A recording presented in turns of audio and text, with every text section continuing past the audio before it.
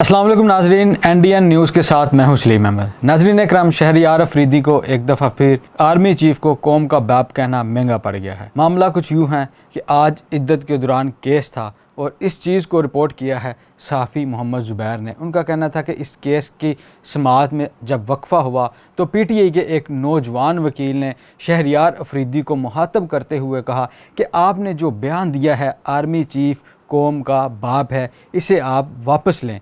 तो यही कहना था नौजवान वकील का शहरयार अफरीदी से। वो सुनते ही तैश में आ गए और उन्होंने कहा कि शट योर माउथ। ये सुनना था। उसके जवाब में जो नौजवान वकील था वो भी गुस्से में आया, तो उसने कहा यू शट योर माउथ।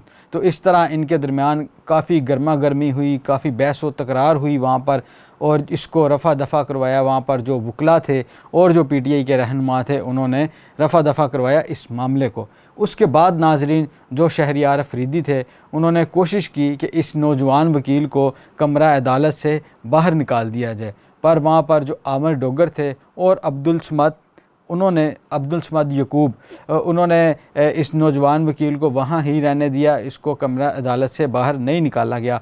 तो मामला कुछ यूँ है नाजरीन, शहरयार अफरीदी ने यह बयान पुराना नहीं है। एक पुराना बयान आपने सुना होगा, वो जनरल बाजवा के ज़माने में उन्होंने बयान दिया था। सेम यही अल्फाज थे।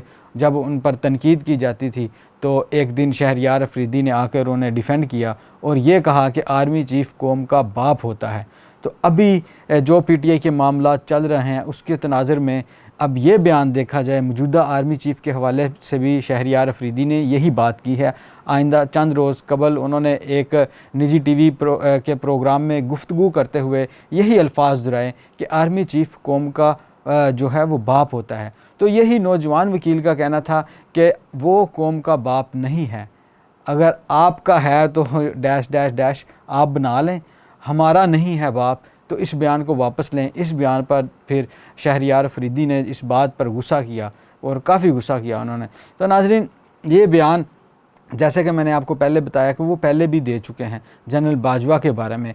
तो आज तक ये ताना बना हुआ है PTI वालों के लिए। जब भी जो PTI के मुखालफिन हैं, चाहे वो नून लीग हो, पीपल्स पार्टी हो, MKM और दूसरी जमातें जो उनके मुखालफिन हैं, वो इस बात को उठाती हैं। जब PTI कहती है कि हम एंटी इस्टेब्लिशमेंट हैं, ये का जब वो अलम बुलंद करते हैं, जब वो कहते हैं कि हम नहीं चाहते कि इनकी मुदाखलत हो गैर सियासी लोगों की, तो तब ये ताना दिया जाता है कि आज तो आप बड़े उछल उछल कर बातें करते हैं, तब आप जो हैं आर्मी चीफ़ को कौम का बाप कहते थे, आर्मी चीफ़ को अपना बाप कहते थे, अब क्यों इस तरह की बातें करते हैं। तो अभी तो पिछली जो तनकीद है वो ख़त्म नहीं हुई थी, तो शहरयार अफरीदी साहब ने एक नया बयान दागा है। अब इस पर मज़ीद जो हैं वही हुकूमती अरकान जो PTI के मुखालफिन हैं वो इस पर खेल रहे हैं कि ये देखें, ये अभी भी बूट पॉलिश करने के चक्रों में हैं। ये जो इनके मुखालफिन हैं उनका कहना है कि इन्हें मौका नहीं मिल रहा, अगर मौका मिलेगा ये दोबारा इसी तरह बूट पॉलिश करेंगे। अभी भी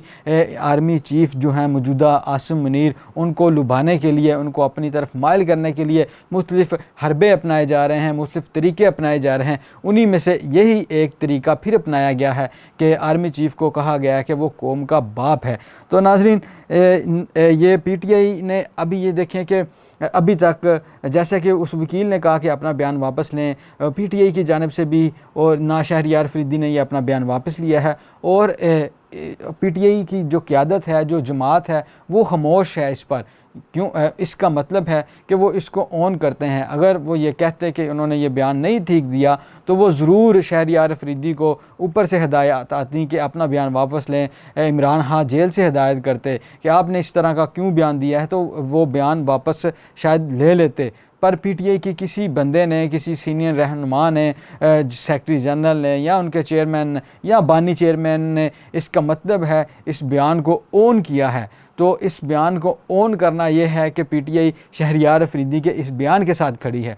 तो नाजरीन एक बात याद रखें PTI वाले भी कि उन्हें इस जो इलेक्शन में वोट मिला है वो मज़ाहमत का वोट मिला है। जिस तरह इमरान खान जेल में जाके डटे हैं और उन्होंने जो अपना मौक़िफ़ अपनाया था उससे पीछे नहीं हटे, उन्होंने डील करके बाहर जाना पसंद नहीं किया, तो उस वजह से लोग जो हैं वो मुफाहमत को नहीं मज़ाहमत को पसंद करते हैं। आपने देखा होगा कि जब नवाज़ शरीफ ने मज़ाहमत की थी तो किस तरह लोगों की सपोर्ट उनके साथ थी। जैसा ही वो इलेक्शन से कबल पाकिस्तान आए और उससे पहले जिस तरह उनके जल्दी से केसेस माफ़ हुए और उनकी जो ये कह लें कि उनकी सहूलतकारी की गई, उन सब में जो नवाज़ शरीफ के साथ लोग जुड़े थे उन वो दिल बर्दाश्ता हुए। और फिर उसके बाद उन्होंने जब इक़्तिदार लिया जिस तरीके से, उससे पहले इलेक्शन में चीज़ें मैनेज की गई, जिस तरह का मैनेज इलेक्शन था, इसमें कोई डाउट नहीं है कि ये कहे कि बंदा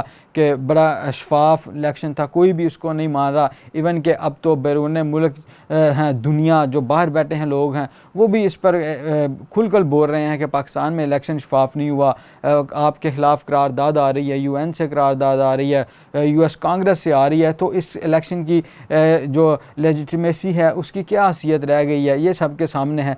तो इस तरह इक़्तिदार लेकर और अपना जो वोट को इज़्ज़त दो का बयानिया था वो नवाज़ शरीफ ने पसे पुस डाला। अब देखें कि नवाज़ शरीफ जो था पहले सन 2018 वाला या सन 2018 से पहले वाला, वो नवाज़ शरीफ अब आवाम की नज़रों में नहीं है। इसी तरह अगर PTI जो है अभी वो लड़ दड़ कर यहाँ तक पहुँची है, आवाम ने उन्हें नो डाउट बहुत ज़्यादा वोट दिए और जितने भी वोट मिले हैं इनको, एक तो कह लें कि पहले से इमरान खान की मकबूलियत थी, पर सोने पर सुहागा ये हुआ कि उन्होंने जो मज़ाहमत की है, जो उनकी पार्टी ने मज़ाहमत की है, अवाम इसलिए उनके साथ खड़े हुए हैं। अगर ये बाहर आके या डील कर कर बाहर आते हैं और बाहर आकर ये दोबारा ही फिर उसी डगर पर शुरू हो जाते हैं जैसा कि पहले चल रहे थे, और शहरयार अफरीदी जिस तरह पहले बाप बनाया था उन्होंने कौम को आर्मी चीफ़ का, इसी तरह ये बनाते हैं, तो अवाम इनसे भी मुतनफ़र होगी। तो जो मज़ाहमत है उसी में ही मज़ा है, और जो अवाम है वो भी मज़ाहमत को पसंद करती है। तो इसमें एक सबक है PTI के लिए कि अगर आपने भी यही काम किया जो नवाज़ शरीफ ने पहले मज़ाहमत की, वोट को इज़्ज़त दो का नारा लगाया, उसको पशे पुस्त डाला, अब उनकी पोजीशन देख लें। अगर ये भी इसी तरह करते हैं तो इनका हाल भी इसी तरह करेंगी अवाम, फिर कोई और किसी ऑप्शन की तरफ देखा जाएगा। तो नाज़रीन, ये थी आज की वीडियो, मिलते हैं अगली वीडियो में, तब तक मुझे दीजिए इजाज़त, अपना ख्याल रखिएगा, अल्लाह हाफ़िज़।